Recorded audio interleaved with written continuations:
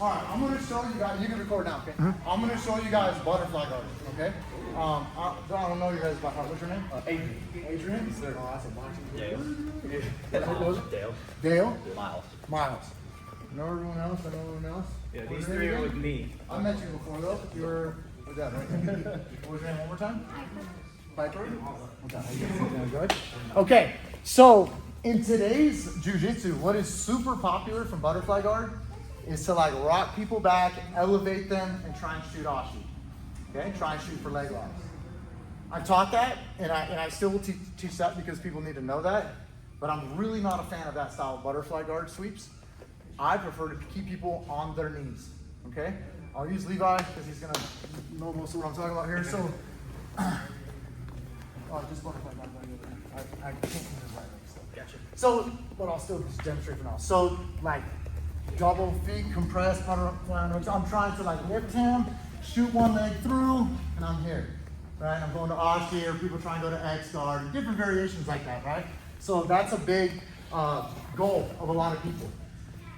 The way I was taught butterfly guard was a little bit different. It was to keep them on their knees, right? The other thing I want you to think about is like I can sweep him on his knees, or I can elevate him to another guard, and try and sit him back down in order to submit him or get on top. I feel like you're working a little bit hard. I get people want a foot lock and stuff. I understand that. I prefer to foot lock more on top, from top positions than I do from bottom. Knees and just general like life. Like if Levi has me in ashi, it's so weird to see you at the wedding ring. He was a kid to me, you know. But like people pushing on your feet and doing crap, like I don't even like that as the. I didn't even want Levi to demonstrate that on me. You know what I'm saying? Like my knees can get hurt that way, you know. Especially as an older grappler, and it puts you into all these positions. Before here, I think did I teach pretzel polo here? Oh yeah.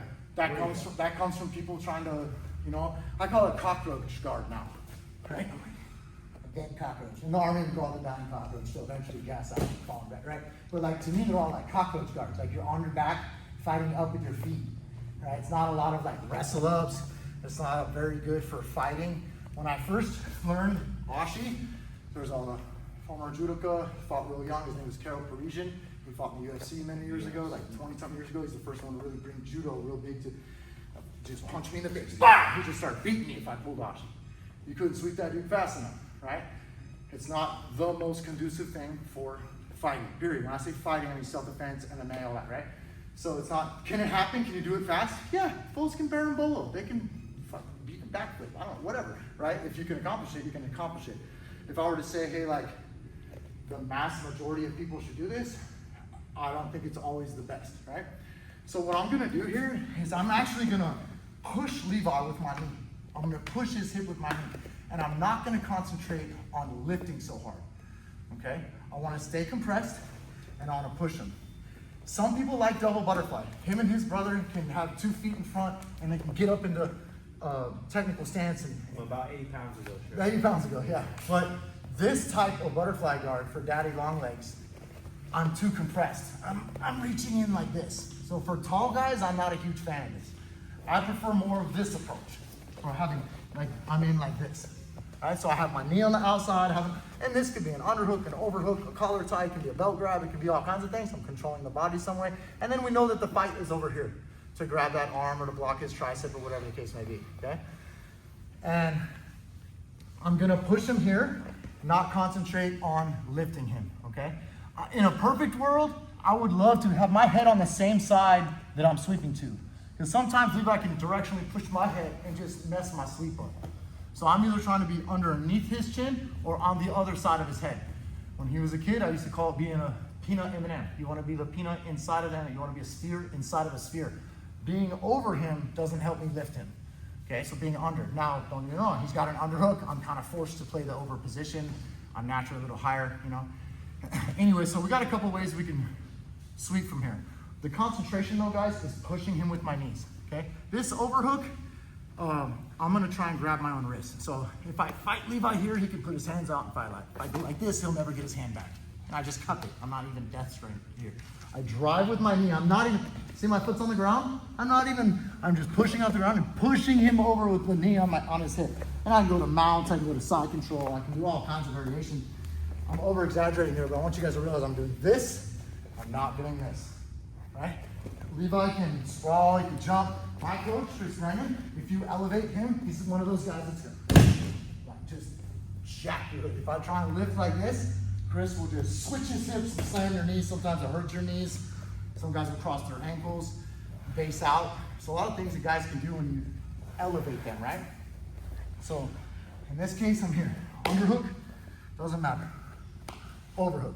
We'll get into the collar tie stuff later. There's some slight off balancing that I want you to know that is not here as much and it's not here as much, okay?